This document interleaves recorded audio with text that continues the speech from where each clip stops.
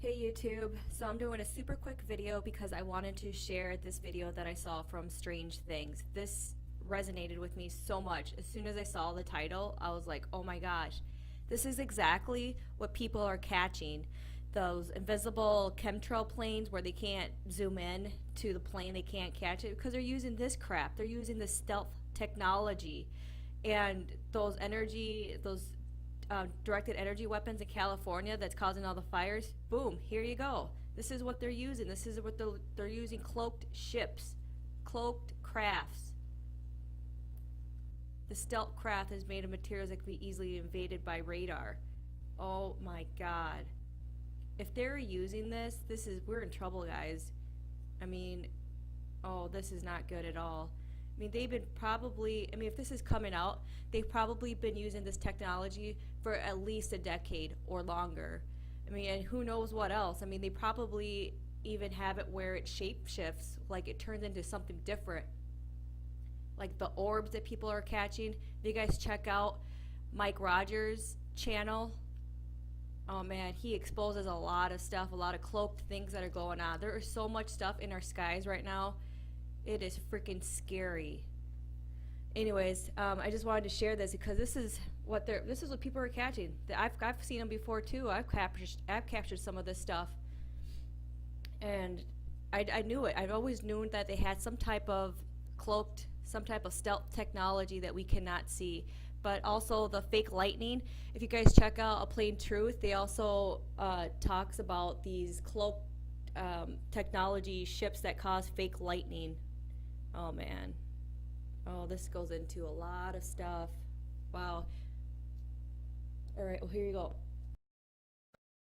The realms of science fiction and reality are starting to merge with America's revolutionary new stealth technology. The X-86B, as it's called, is the world's first truly invisible airplane according to the U.S. Air Force. The secret behind the invisible airplane. As with most major military operations, America has decided to keep the details of this invisible airplane classified. What has been confirmed, however, is that will use a technology called dark-emitting diodes, DEDs, to make the craft invisible to the naked eye. DEDs consist of a small chip with a P-N junction paired to an embedded quantum vacuum cavity. It may sound like the technology of the future, but DEDs have actually been around for 3 decades. Until now, their use has been limited to just a handful of small applications. Rumors have long circulated that DEDs would someday make an invisible airplane, and now, those rumors have come to fruition. America spills the beans. For a project so classified, many might wonder why America is making this information public to the world. Well, it turns out that may not have been the original plan. The invisible jet technology was confirmed by Pentagon officials just before a poorly organized press conference with the project's contractor. Due to lack of communication, the contractor, Yo-Yo-Dyne, prematurely announced the dead jet technology. America was planning on releasing this information to the world the following month, but plans had changed. This leads one to believe what else the government may be hiding. Alien military craft confirmed. There is evidence that the TR-3B government spacecraft exists. UFO hunters claim the invisible airplane has been flying above America since 1994. Due to its stealth nature, clear footage has never been taken. If this recent sighting is, in fact, real, it will be the highest quality footage ever recorded of the top-secret TR-3B. This invisible airplane allegedly has a polymer skin that allows it to change reflectiveness and even shape to the human eye. Of course, the government denies its existence entirely. However, frequent sightings and claims from scientists suggest otherwise. Multiple devices, and we're going to get into a little bit more the types of devices and the ancient devices that are possibly in play here. And we have some possible pictures of these devices in the air, and we're getting more and more of them today.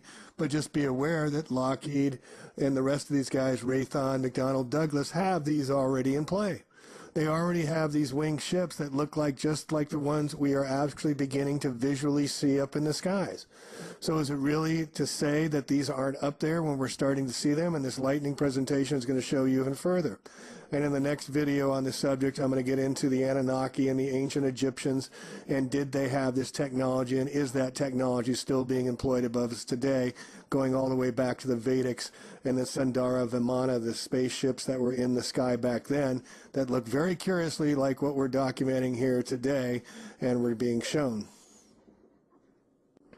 All right, so here's Mr. Gautreau's rendering of what he sees as how the lightning is artificially manufactured from these demonic drones in the sky that are attached to one another. Here, take a look, and then we're going to go over this video. Here's how it's done. The initial electrical charge comes from one of the large ships, probably generated by the fan/coil engine. The charge travels along its spine and electrified pathways onto the next craft behind it. This craft relays the charge to the next one, and so forth, until the charge is funneled to the smaller ships hanging lower to the ground.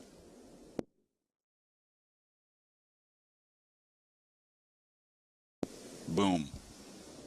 Pick a target. It was an act of God. Grow all around a central pointed area. This is all being concentrated, and it just continues to grow until you can clearly see the outline of the ship there on the right. It is clearly one of these ships that Mr. Sean Gautreau describes in his What Is in Our Skies videos of some 30 or 40 videos. Continually grow. See the ship?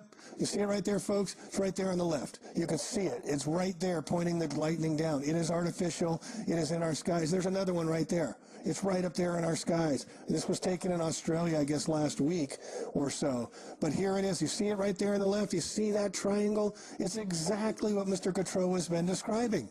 Case in point, proof positive, happened the other day. Now we can see it there's a little farther in the video here where it creates a huge massive lightning. So you see the structure on the left, the one in the middle, the one on the right, and there's another one above it. There's over 4 of these concentrating their energy toward. You know, they were talking about climate change yesterday, and now we're learning that scientists and researchers are looking at how to change the weather on purpose. That's right. Lasers now could one day manipulate rain and lightning. CBS This Morning contributor Michio Kaku is a physics professor at City College of New York. Professor, nice to see you. Extraordinary seeing Al Gore and Bill Clinton there together with Charlie, wasn't it? That's right, yeah. Yeah, they did not get into this discussion, no. though. But it is fascinating. I mean, lasers, really? To change the weather? That's right. Well, as Mark Twain once famously said, everyone complains about the weather, but no one ever does anything about it. Well, instead of doing a rain dance, we physicists are firing trillion-watt lasers into the sky to actually precipitate rain clouds and actually bring down lightning bolts. This is potentially a game changer. But this is experimental. It's experimental. However, in the laboratory so far it works.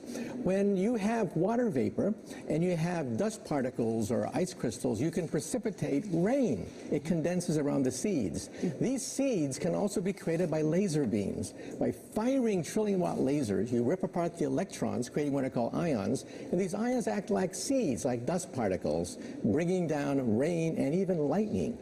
Go ahead. Well, this fascinates me in part because, too, I remember reading the stories that China had used this during the Olympics, that the USSR had used this after Chernobyl to create rain clouds. I mean, did those really work then? We have some of these capabilities now? Inconclusive. Even in the 60s, the CIA used this to bring down monsoons during the Vietnam War, to wash out the Viet Cong.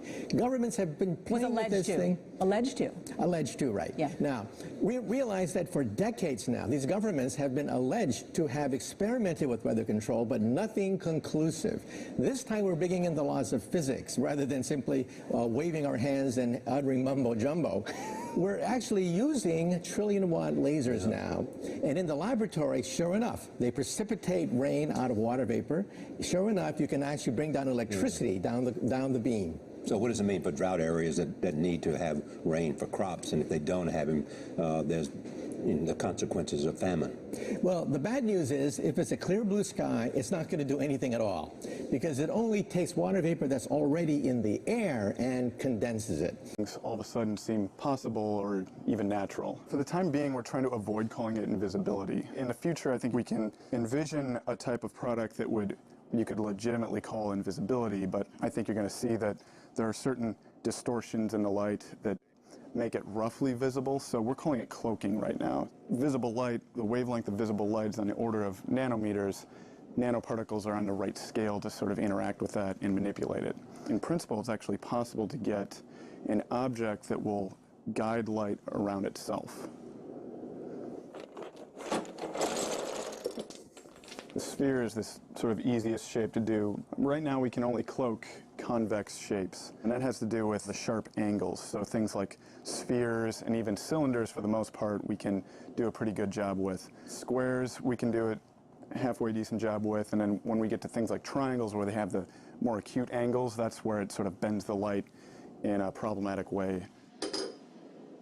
A lot of other research groups have tried to build three-dimensional structures that can do this sort of light guiding, but working with nanoparticles, we prefer to use self-assembly. And in turn, we prefer to use liquids because as the liquid dries, the particles can come together in a particular way. So by controlling the structure of the particles, we can control how they come together. Go ahead. Now, it's important to get the droplet size right since this is sort of a surface area effect, so that's why we're using this atomizer. Of course, it takes a while for the students to get the technique down. If things don't dry evenly, that adds to the distortion of the light. So we just chose to use a simple hair dryer, and it also speeds things up for the demonstration. So what future uses do we envision for this paint? I mean, of course, beyond the general novelty of being able to move about undetected, I think there are going to be a lot of applications for this. So, of course, the military is very involved. Invisible buildings and invisible vehicles. We provide new ideas, and it's society that decides, how new technologies will be used. Because, of course, we envision this being used on the skin. We want everything to be safe.